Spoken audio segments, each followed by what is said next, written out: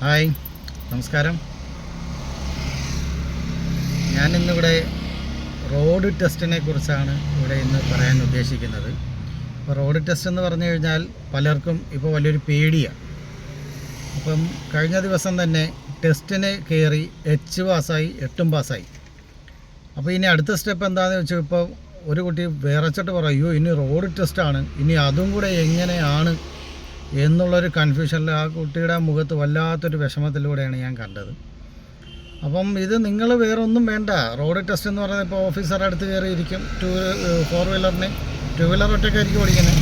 അപ്പോൾ 4 വീലറിന് അടുത്തിരിക്കുകയാണെങ്കിൽ നമ്മളിപ്പോൾ ഓഫീസറിനെ നോക്കി നമ്മളവരെ പേടിക്കേണ്ട കാര്യമില്ല. അവർ വളരെ സോഫ്റ്റായിട്ടാണ് അവർ പെരുമാറുന്നത്, സംസാരിക്കുന്നത്, എന്തെങ്കിലുമൊക്കെ ചോദിക്കുന്നത്. ഒരു കാരണവശാലും ഒരു MVAയും ഇന്നേ വരെ ആരെടുത്ത് ഒന്ന് ഹാർഷായിട്ട് സംസാരിക്കുകയോ ദേഷിക്കുകയോ അവരെ വിരട്ടുകയോ വണ്ടി ഓടിപ്പിക്കുകയോ ഒന്നും ചെയ്തിട്ടില്ല. അപ്പോൾ നിങ്ങൾ ചെയ്യേണ്ട ഇത്ര മാത്രം, നിങ്ങൾ ആദ്യം ആ മനസ്സിലെ പേടിയങ്ങ് മാറ്റുക.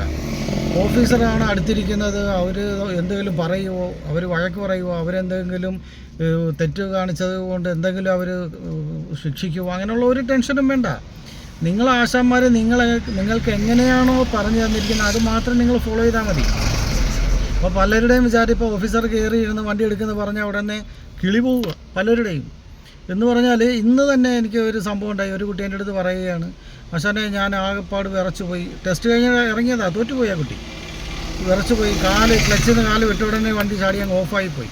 അപ്പോൾ നന്നായിട്ട് എടുക്കുന്ന ഒരാൾ ഒരു കാരണവശാലും ക്ലച്ച് വിട്ട് കഴിഞ്ഞാൽ വണ്ടി ഓഫാവില്ല.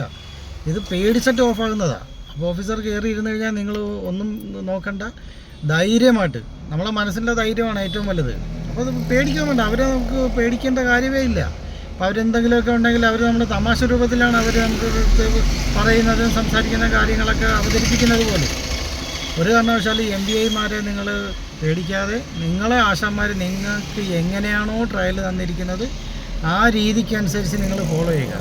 ഓക്കെ, എല്ലാവരും റോഡ് ടെസ്റ്റും നല്ല രീതിയിൽ വാഹനം റോഡിൽ ഓടിക്കാനും കഴിയട്ടെ എന്ന് ഞാൻ പ്രാർത്ഥിക്കുന്നു. Thank you.